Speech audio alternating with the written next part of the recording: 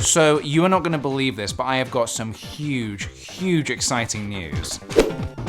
I finally got my invitation to Smash, baby.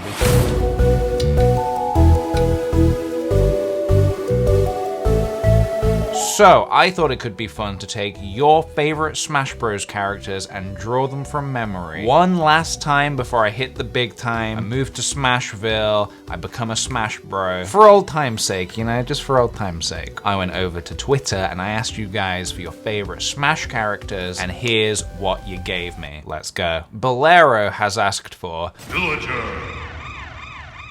Now, I feel like I have had my eyes on the Villager so much over the past year because of so much Animal Crossing. So the Villager was kind of fresh in my brain for this drawing. It was hard to not make the face too creepy, but I feel like that's appropriate. The Villager definitely has some creepy undertones, hiding behind a tree with his little axe. So I just embraced the full creepiness. I thought I couldn't escape it. For ages, I tried putting his net in his left hand, but I couldn't make it work for some reason. So eventually I just settled on doing a balloon, just holding a balloon. I think the Villager has balloons somewhere. And when it came to properly inking it, I tried to be really rough with the line. I'm always looking to try different kinds of styles, so today I wanted to try being super sloppy. I had a panic for a second because I couldn't remember if he had ears or not. Does he have ears? But here is the final product, our beautiful little Villager. And I actually need to see what he actually looks like. Okay, that's not super far off. I think I got the eyes kind of wrong and a few details here and there. I think, oh, he doesn't have a neck. How does he not have a neck? Usually that's the kind of thing I forget to put in my drawings from memory. But this time, should have omitted the neck. Moving on. Ethereliti asks for Falco. Yes, Falco Lombardi, everybody's favorite sassy bluebird. I've always really liked Falco, even in the old Star Fox games. Even when he's kind of a bit of a dick to you and he's like, hey Einstein, I'm on your side. I kind of appreciate his unabashed honesty. So you gotta love him. I love him. I couldn't remember for the life of me how he looked. I am really quite bad at drawing anthropomorphic animals. I always just seem to get it so wrong. So I thought I would try something that would both be a bit interesting, but also might help me out if I forgot how he looked. I thought I would try drawing him from behind. So I had a go at drawing the back of his head. I just kind of gave him his feathery, tufty hair. The beak was quite tricky to figure out. I couldn't remember how exactly that looked, but I think I got it right. And I just assumed he had a big popped collar, so I went with that to try and hide any and all neck area. As for the actual jacket that he wears, I couldn't remember what it looked like. I just know that it's somehow cropped in some way, but then I couldn't even remember what his legs looked like, so this drawing has no legs. And to complement his sassy demeanor, I thought I would give him a crossed arms pose. Arms, wings. Would you say arms or wings? Does he have hands? How does he use a gun? I had to physically go and look at myself in the mirror doing this over my shoulder. It was a nightmare. It was a nightmare. I couldn't remember what the back of his jacket looked like, so I went for a kind of a Ryan Gosling Drive aesthetic, and I put the Star Fox symbol on the back, except it's not the Star Fox symbol, because I couldn't remember what that looked like, so it's just a fox head. I gave it my best shot, and this is what my best shot is. And what does he actually look like? Well, let's find out. Falco Lombardi. Yeah, actually not terribly off. It's a little off. I got the crop top. Oh, the red is on the outside of his eye. That makes sense. Dang it, and I thought my drawing looked so good as well. And then you look at the actual thing and you're like, oh no. No. Next up, Dylan asked for King K. Rool. So you know what I said about struggling with drawing anthropomorphic animals? That also extends to amphibian, lizard, dragon type characters as well. I think it's the nose that always really gets me. I don't know how to draw the crocodile-y nose. But I've been playing Donkey Kong all my life. Donkey Kong Country was one of my favorite games growing up, so I gave it my best shot. And with this one, I really struggled with the legs again, the bottom half of the body. So I just thought, no, I'm just gonna save myself the pain and just not draw legs. So I've just sort of drawn a bust. Something I always remembered in the games is that he always pulls really wacky expressions. So I wanted to try and harness a wacky expression of some kind. Some kind of like surprised, oh no, it's Donkey Kong and he's come to kick my ass kind of look. I don't know if I got that vibe. I don't know if I quite pulled that one off. But god damn it, did I try. I did not want to give up on this drawing. I did not want to give up. Funnily enough, actually at one point during this recording of me drawing K. Rool, Fuji, my little cat Fuji, stepped on my computer tower and switched off my computer mid-recording. Funnily enough, I didn't actually lose any drawing progress. I just lost half of the recording. So it jumps in time at some point if you're wondering why it does that. It's okay, I can't be mad at her. I'd probably do that too if I was a cat. This one probably is my least favorite. It is super bad. But you know what? Let's see what he actually looks like. K-Rool. Okay. I didn't really miss many details. I missed the trim on his cape. The crown could have been slimmer. There's actually a jewel on his cape that ties it together. I didn't know that. And he has an outie belly button. I honestly never would have guessed. Not my finest work. Next up, Claire asks for the Ice Climbers.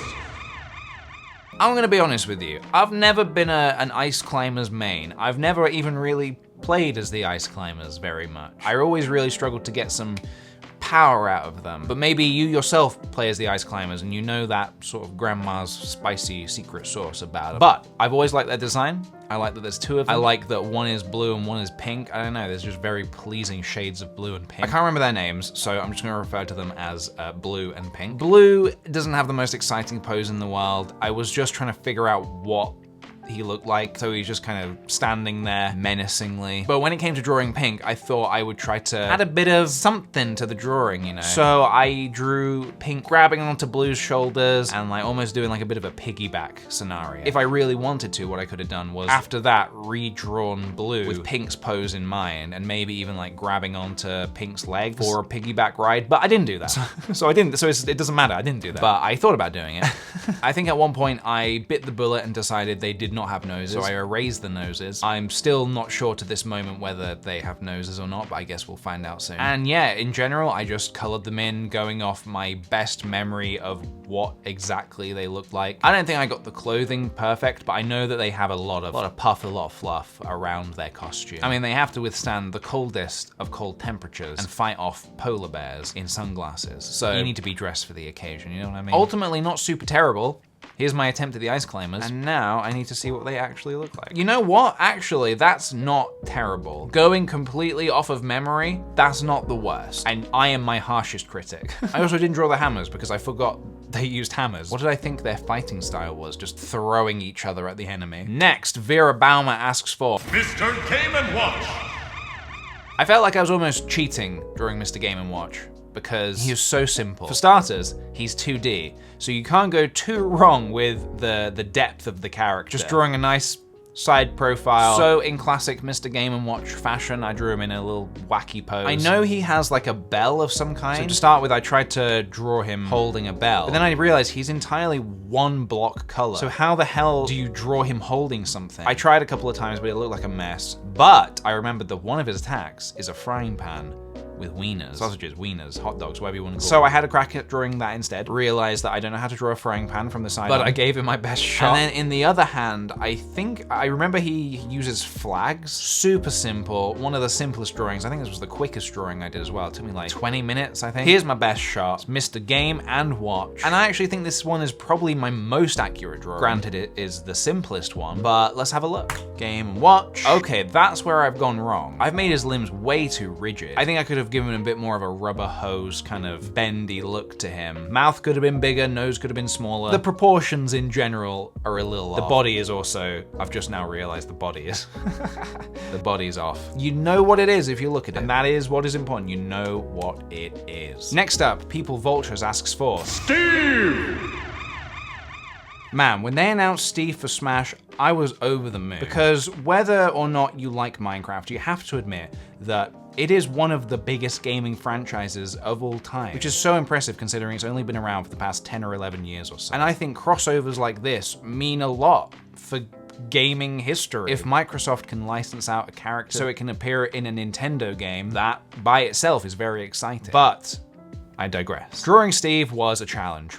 My God, was it a challenge. I remembered that he was very blocky. I suck at drawing blocky things. Trying to draw cubey type of things. No. I always get the proportions wrong. Maybe if I'd used lined graph paper, I could have done it more accurate, but I didn't, so I couldn't. I just gave it my best shot, and you know what? If you wanna laugh at it, I give you my permission to have a sensible chuckle. I am aware that it is not great. I am also only now realizing as I'm looking at my drawing, it has one long sleeve and one short sleeve. I have no idea how I managed that. The pickaxe was a nightmare. Drawing that in its blocky formation and trying to make it 3D, I really could not figure out how to give it that 3D proportion. I felt like coloring it in, at least I remembered the color scheme, and I thought I would try to make it a little interesting and consistent by giving it a shadow on the side, like I imagine the light source was over here. One side of the body was just gonna be in darkness, so I tried to do that a bit. So yeah, there's my Steve.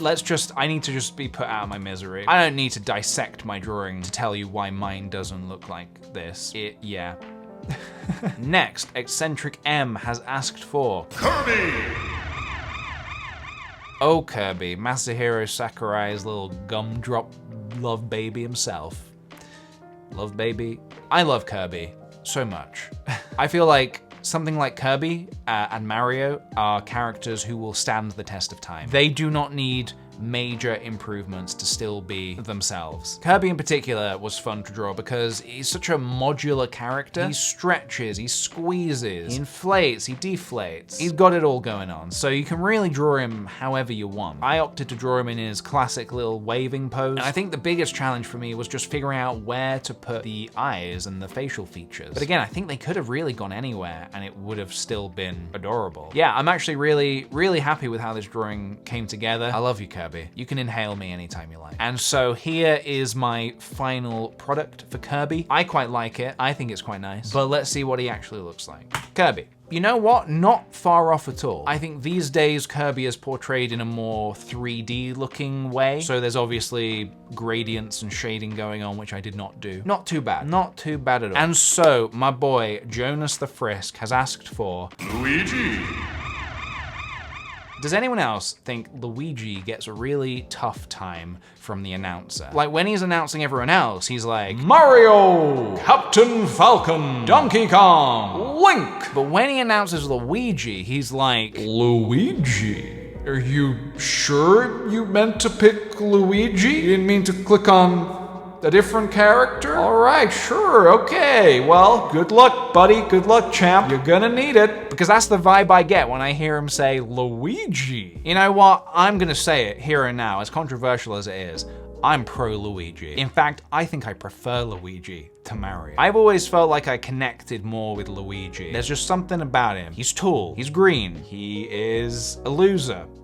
I'm kidding, I'm kidding. I love him. I love him so much. He's my favorite green bean in the world. And so I've been drawing Mario Brothers all my life. I had a fairly decent handle on how to draw Luigi. So I've just done a classic little jumping pose, and I think he's pretty adorable. Coloring him in was really fun. It's so pleasing coloring in his hat and coloring in the little L. I don't know why that's so satisfying, but it just is. It's one of those unexplainable things in life. Here is my final result. Looking as cool and fresh as ever. Let's see what he actually looked like. Luigi. Hell yeah. All right. Not super far off. I, for some reason, always thought he had black hair though. He has brown hair, but a black mustache and black eyebrows. I could have sworn he used to have black hair. I could have sworn it. Has he not ever had black hair? Somewhere he's had black hair. Maybe it was in like the TV show or something. I'm not, yeah.